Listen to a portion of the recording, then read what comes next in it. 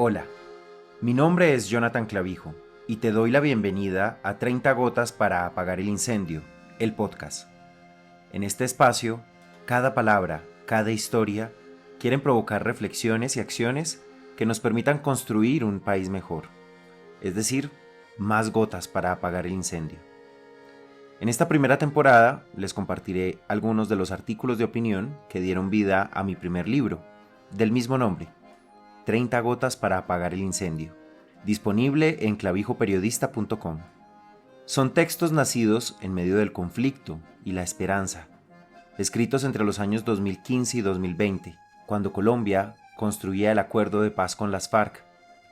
Cada episodio es una gota, breve, intensa y escrita desde la convicción de que la palabra también puede ser resistencia. Las columnas estarán acompañadas por una reflexión natural, sin preparación, contándoles algunas historias de este texto o las impresiones que me quedan luego de escucharlo con el pasar del tiempo. Así que bienvenidas y bienvenidos a el capítulo de hoy.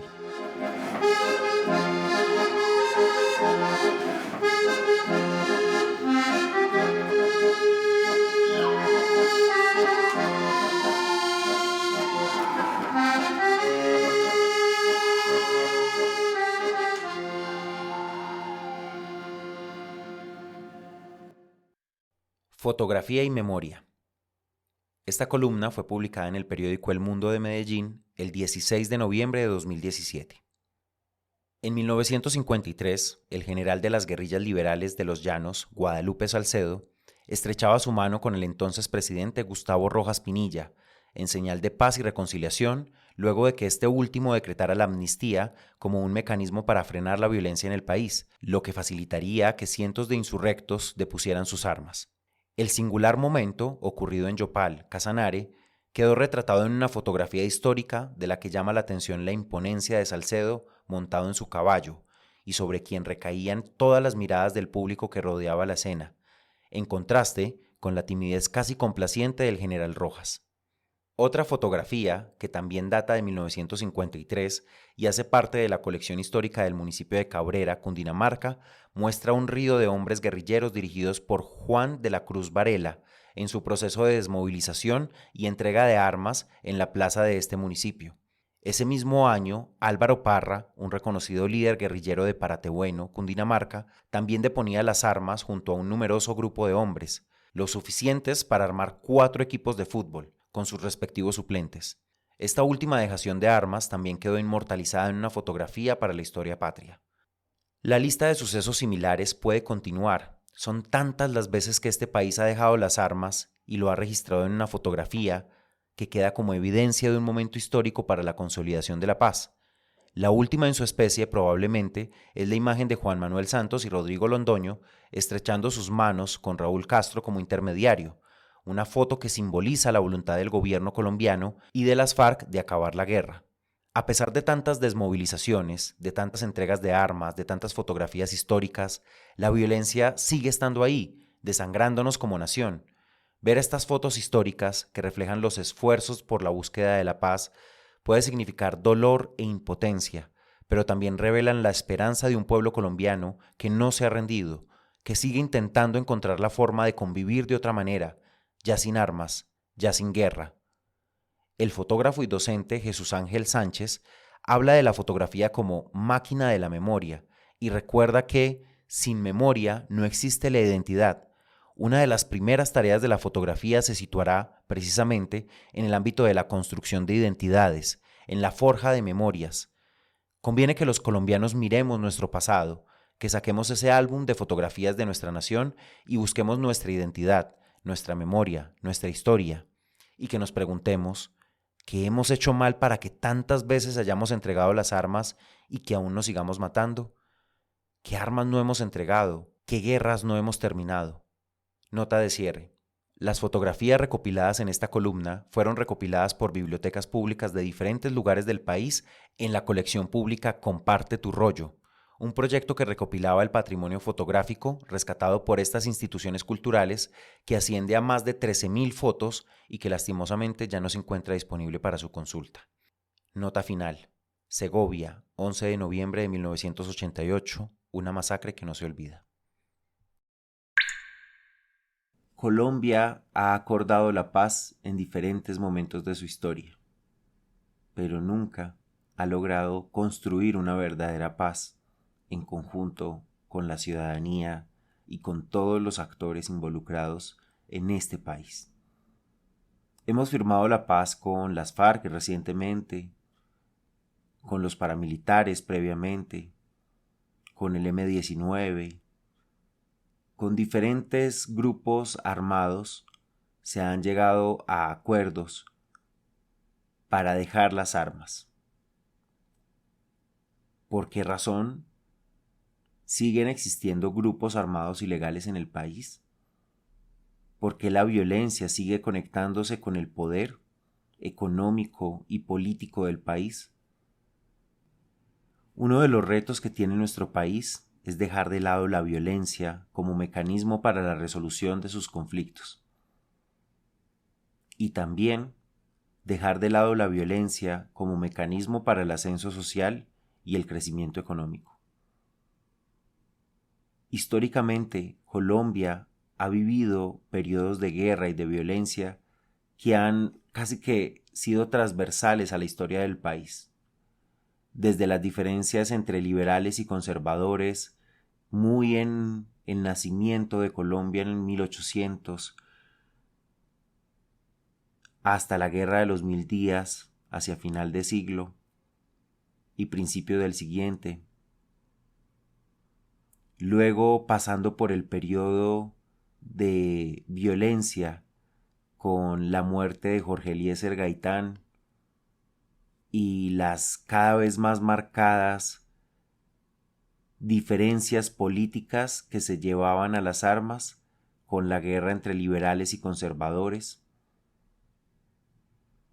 Luego un periodo de aparente estabilidad llamado el Frente Nacional, que lo que hizo fue rotar el poder entre liberales y conservadores para que de esa manera se menguara un poco la violencia en el país, pero dando como resultado el surgimiento de las guerrillas en Colombia, de guerrillas como las FARC, como el ELN, que surgen en ese momento como respuesta a ese escenario en donde esa rotación de poder no dio espacio a otras visiones políticas y a otras formas de entender el país. Luego la llegada del narcotráfico y el surgimiento de una violencia mucho más urbana que incrementó la amenaza en las ciudades principales.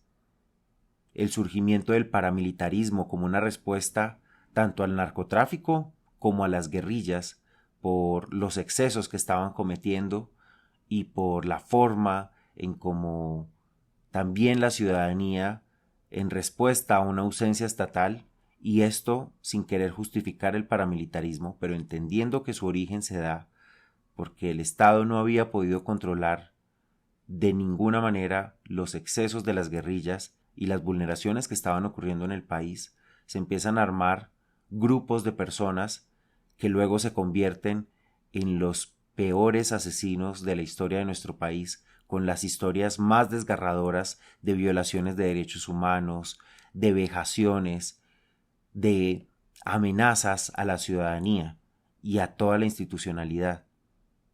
Luego, pasando por su dejación de armas, con todo el escándalo de la parapolítica y la conexión de los paramilitares con políticos, luego con la seguridad democrática y toda la presencia violenta del Estado imponiéndose a partir del monopolio de la fuerza en diferentes regiones del país, y lo que eso significó en términos de menguar a las guerrillas y de casi tenerlas contra las cuerdas, la llegada de Juan Manuel Santos a la presidencia y la construcción de un acuerdo de paz.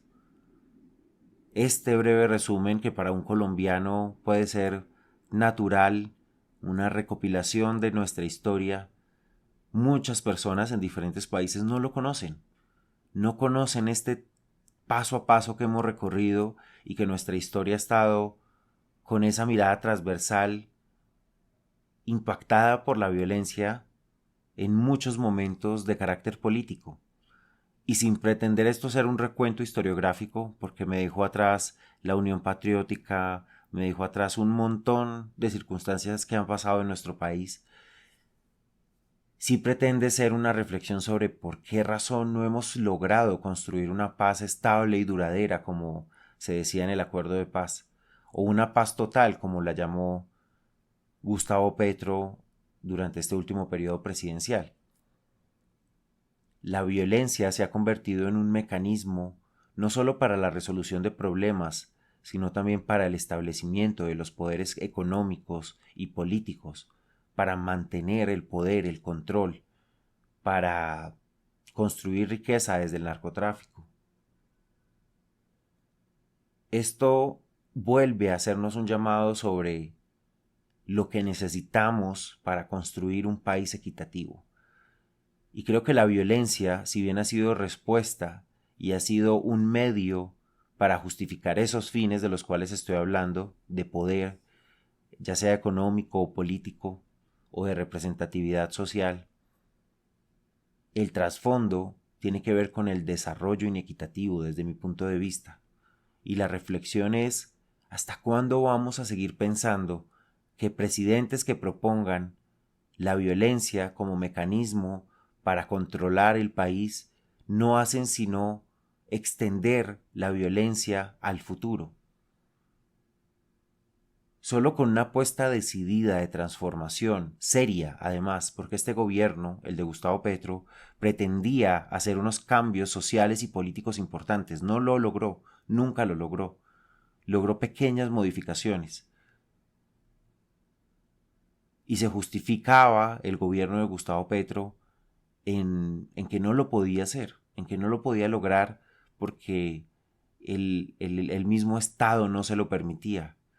Pero más allá de eso es porque también fue un gobierno desorganizado, que no priorizó, que no enfatizó cuáles eran los puntos esenciales de sus reformas, sino que ilusionó al país con toda una serie de cambios estructurales que no podían suceder en un periodo de 4 años. En ese sentido no fue estratégico este gobierno.